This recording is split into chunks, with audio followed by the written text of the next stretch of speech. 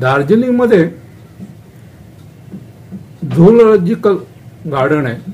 तेथे हिमबेबिटा जो आता जगात नामशेष होत चाललाय त्यांचं संवर्धन आणि प्रजनन याचा मोठा एक प्रोग्राम या झूलॉजिकल गार्डनमध्ये केला जातो आणि त्याला बघायला बालगोपाळ आणि त्यांचे पॅरेंट नक्की इकडे जातात. आणि शेवटी दार्जिलिंग प्रसिद्ध आहे ते येथील अगणित चहा मळ्यासाठी.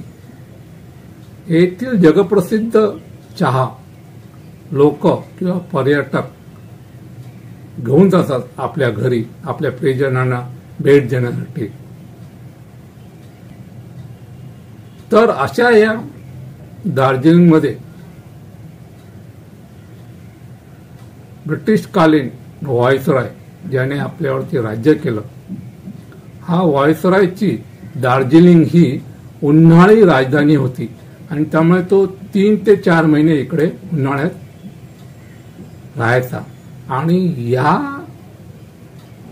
व्हायसरॉयच्या राहण्यामुळे किंवा ब्रिटिश लोकांच्या राहण्यामुळे अजूनही 2024 साली देखील येथील समाज जीवनात आणि आर्थिक सगळ्या बाबतीत ब्रिटिश कालीन चालरीतीचा प्रभाव किंवा पगडा अजूनही येथे दार्जिलिंगमध्ये आहे. आणि त्यातील सर्वात मोठी चालरीत किंवा सण किंवा सोहळा म्हणजे बडा दिन. बडा दिन हा क्रिसमसला येथे लोक बडा दिनला क्रिसमसला लोक येथे बडा दिन म्हणजे क्रिसमस डे किंवा क्रिसमस वीक हा इकडे जोरात आणि उत्साहाने साजरा केला जातो.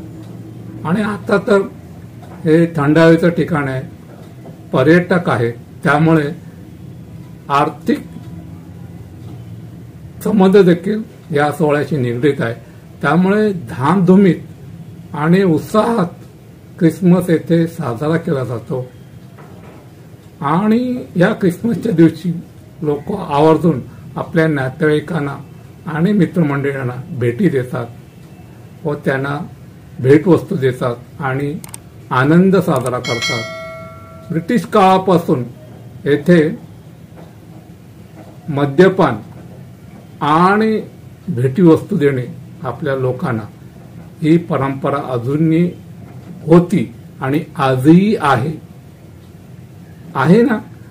म्हणजे 200-250 वर्ष झाली ब्रिटिश लोक आपल्या भारतातून निघून गेले तरी देखील त्यांच्या चालरीतीचा प्रभाव अजूनही या दार्जिलिंग शहरामध्ये आहे. आणि तो बडा दिन किंवा क्रिसमस डे अजूनही इकडे लोक उत्साहाने साजरा करतात आणि तो बघायला जगातील मंडळी किंवा पर्यटक हमखास क्रिसमसला इकडे येतात. आहे ना कमाल.